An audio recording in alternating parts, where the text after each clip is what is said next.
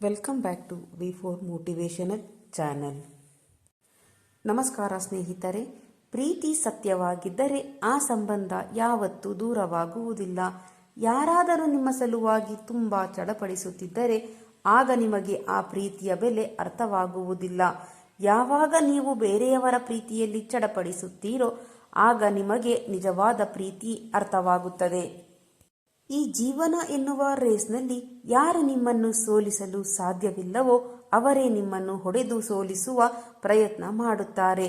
ಅವರು ನಿಮ್ಮನ್ನು ನಿಜವಾಗಿ ಇಷ್ಟಪಟ್ಟಿದ್ದರೆ ಅವರು ನಿಮ್ಮಿಂದ ಏನು ಅಪೇಕ್ಷೆ ಪಡುವುದಿಲ್ಲ. ನೆನಪಿರಲಿ, ಗೌರವವನ್ನು ಯಾರಿಗಾದರೂ ತುಂಬ ಕೊಡಬೇಡಿ. ಮುಂದಿನವರು ನಮ್ಮ ಉಪಸ್ಥಿತಿಯನ್ನೇ ಮರೆತು ಬಿಡುವಷ್ಟು ಇದು ಪ್ರೀತಿ. ಇಲ್ಲಿ ವ್ಯಕ್ತಿ ತುಂಬ ಸುಂದರವಾಗಿ ಅರಳುತ್ತಾನೆ, ಇಲ್ಲ ಅಂದರೆ ಅಷ್ಟೇ ಕೆಟ್ಟದಾಗಿ ಚೂರು ಚೂರಾಗಿ ಬಿಡುತ್ತಾನೆ. ಮೊದಲು ತಮ್ಮವರೆಂದು ಮಾಡಿಕೊಂಡು ಆಮೇಲೆ ಅಪರಿಚಿತರ ತರಹ ನಡೆದುಕೊಳ್ಳುತ್ತಾರೆ. ಹೃದಯ ತುಂಬಿದ ಮೇಲೆ ದೂರ ಮಾಡಲು ಏನಾದರೂ ಹುಡುಕುತ್ತಾರೆ.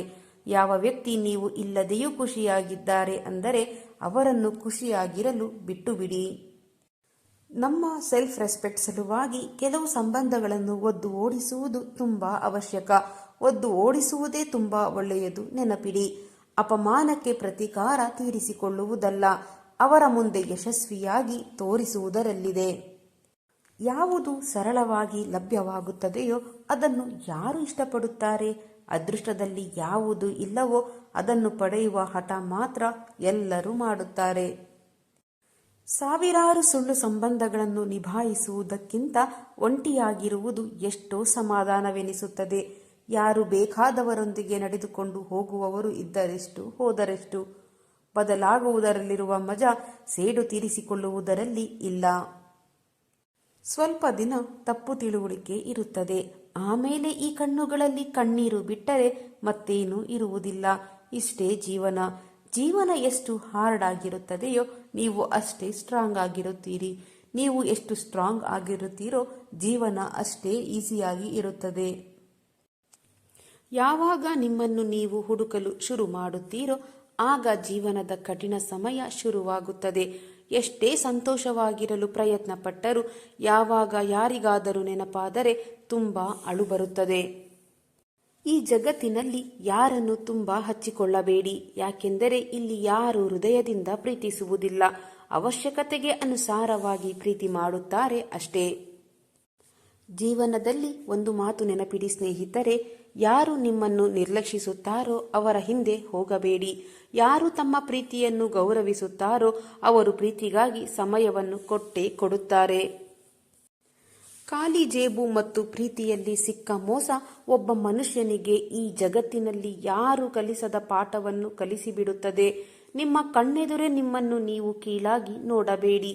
ಯಾರು ನಿಮ್ಮನ್ನು ಅರ್ಥ ಮಾಡಿಕೊಳ್ಳುವುದಿಲ್ಲವೋ ಅವರನ್ನು ಅರ್ಥ ಮಾಡಿಕೊಳ್ಳುವುದನ್ನು ಬಿಟ್ಟು ಬಿಡಿ.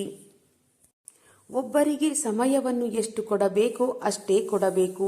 ಇಲ್ಲದಿದ್ದರೆ ನಿಮಗೂ ಮತ್ತು ನೀವು ಕೊಡುವ ಸಮಯಕ್ಕೂ ಯಾವ ಬೆಲೆಯೂ ಇರುವುದಿಲ್ಲ. ಯಾರನ್ನಾದರೂ ಜೀವಕ್ಕಿಂತ ಹೆಚ್ಚು ಪ್ರೀತಿ ಮಾಡುವುದರಿಂದ ಸಿಗುವ ಉಡುಗೊರೆ ಎಂದರೆ ಅದು ಕಣ್ಣೀರು ಮತ್ತು ನೋವು ಮಾತ್ರ. ಈ ಜಗತ್ತಿನ ಪದ್ಧತಿಗೆ ಮುಖಾಮುಖಿಯಾಗಿದ್ದೇವೆ. ಮನಸ್ಸು ತುಂಬಿದ ಮೇಲೆ ಎಲ್ಲ ಮನುಷ್ಯರು ಎಲ್ಲವನ್ನು ಮರೆತು ಬಿಡುತ್ತಾರೆ. ಅವರು ನಮ್ಮನ್ನು ಇಷ್ಟಪಡುತ್ತಾರೆ ಎಂಬ ತಿಳುವಳಿಕೆಯಲ್ಲಿ ಜೀವಿಸುತ್ತಿದ್ದೆವು. ಆದರೆ ಸಮಯವೇ ಹೇಳಿಕೊಟ್ಟಿತು ಅವರಿಗೆ ನಾನು ಸಮಯ ಕಳೆಯಲು ಇರುವ ಸಾಧನ ಎಂದು. ಯಾರೊಂದಿಗೆ ಮಾತನಾಡಿದಾಗ ನಮ್ಮ ಸಂತೋಷ ದ್ವಿಗುಣವಾಗಿ ದುಃಖ ಅರ್ಧವಾಯಿತು ಎಂದರೆ ಅರ್ಥ ಮಾಡಿಕೊಳ್ಳಿ ಅವರೇ ನಮ್ಮವರು ಎಂದು. ಬಾಕಿ ಎಲ್ಲ ಜಗತ್ತು ಅಪರಿಚಿತರದರಷ್ಟೇ. ನಿಜವಾದ ಪ್ರೀತಿಯು ಸಮಯದೊಂದಿಗೆ ಅಥವಾ ಅನಿವಾರ್ಯ ಕಾರಣಗಳಿಗಾಗಿ ಯಾವತ್ತೂ ಬದಲಾಗುವುದಿಲ್ಲ. ಮುಖದ ಮೇಲೆ ಯಾವಾಗಲೂ ಒಂದು ನಗುವಿರಲಿ, ಯಾಕೆಂದರೆ ಜೀವನದಲ್ಲಿ ಒಳ್ಳೆಯ ಜನರು ಕೆಟ್ಟ ಜನರು ಬರುತ್ತಲೇ ಇರುತ್ತಾರೆ. ವಿಚಿತ್ರ ಏನೆಂದರೆ ಸ್ನೇಹಿತರೆ, ಪುಸ್ತಕಗಳಿಂದ ನಾವು ಕಲಿತಿರುವುದೇ ಬೇರೆ, ಆದರೆ ಜೀವನ ಕಲಿಸುತ್ತಿರುವ ಪಾಠವೇ ಬೇರೆ.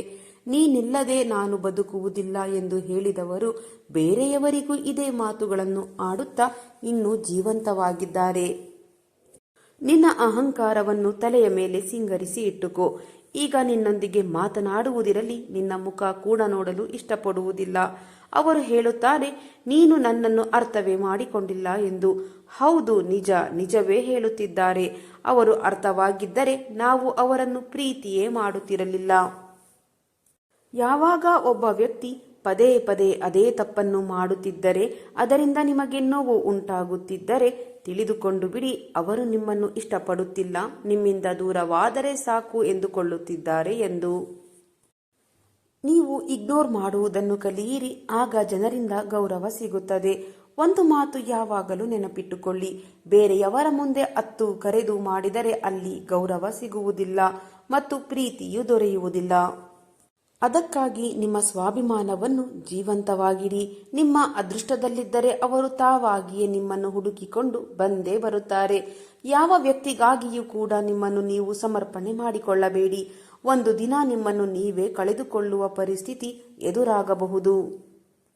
ಯಾವ ಸಂಬಂಧವೇ ಇಲ್ಲದವರು ಒಮ್ಮೊಮ್ಮೆ ಸಂಬಂಧದ ಮೌಲ್ಯವನ್ನು ಕಲಿಸಿ ಹೋಗುತ್ತಾರೆ.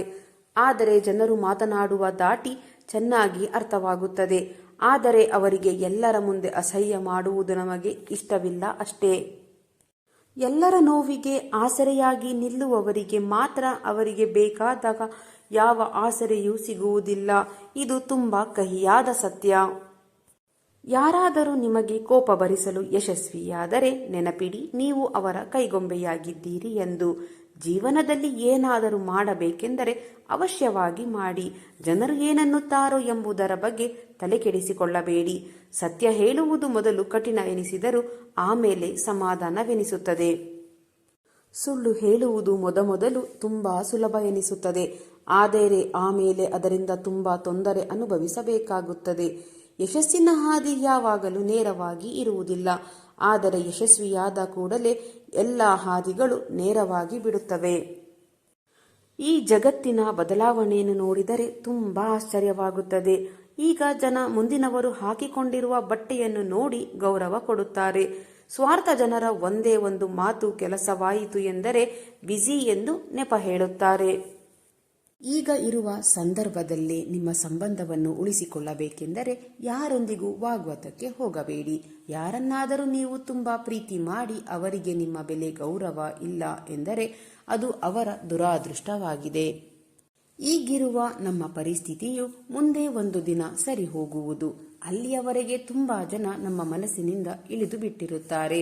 ಕೆಲವು ಜನರನ್ನು ನಮ್ಮ ಜೀವನದಿಂದ ಸ್ವಾತಂತ್ರ್ಯ ಮಾಡಿರುತ್ತೇವೆ, ಆದರೆ ಅವರನ್ನು ಕ್ಷಮಿಸಲು ಸಾಧ್ಯವಿಲ್ಲ. ಯಾರು ಜೀವನದಲ್ಲಿ ಅಂಧಕಾರವನ್ನು ನೋಡಿರುತ್ತಾರೋ ಅವರಿಗೆ ಅಷ್ಟೇ ಗೊತ್ತು ಜೀವನದ ಬೆಲೆ ಏನು ಎಂದು. ನಿಮಗೆ ನಮ್ಮ ಬಿಟ್ಟು ಬೇರೆ ಎಲ್ಲರ ಸಲುವಾಗಿಯೂ ಸಮಯವಿದೆ. ಇದು ನಮಗೆ ತುಂಬಾ ನೋವು ಕೊಡುತ್ತದೆ. ಬೇರೆಯವರ ಚಿಲ್ಲರೆ ಮಾತುಗಳಿಗೆ ಹೆದರಿ ನಿಮ್ಮ ಗುರಿಯನ್ನು ಬಿಡಬೇಡಿ. ಯಾಕೆಂದರೆ ಗುರಿ ಮುಟ್ಟಿದ ಮೇಲೆ ನಿಂದಿಸುವವರ ಯೋಚನೆಯು ಬದಲಾಗಿ ಬಿಡುತ್ತದೆ. ಯಾವಾಗ ನಿಮ್ಮ ನಗುವಿನ ಸರದಾರ ನೀವೇ ಆಗಿರುತ್ತೀರೋ ಆಗ ನಿಮ್ಮನ್ನು ಯಾರೂ ಅವಮಾನಿಸಲು ಸಾಧ್ಯವಿಲ್ಲ. ಯಾವ ಫಕೀರನನ್ನು ನಿಂದಿಸಬೇಡಿ.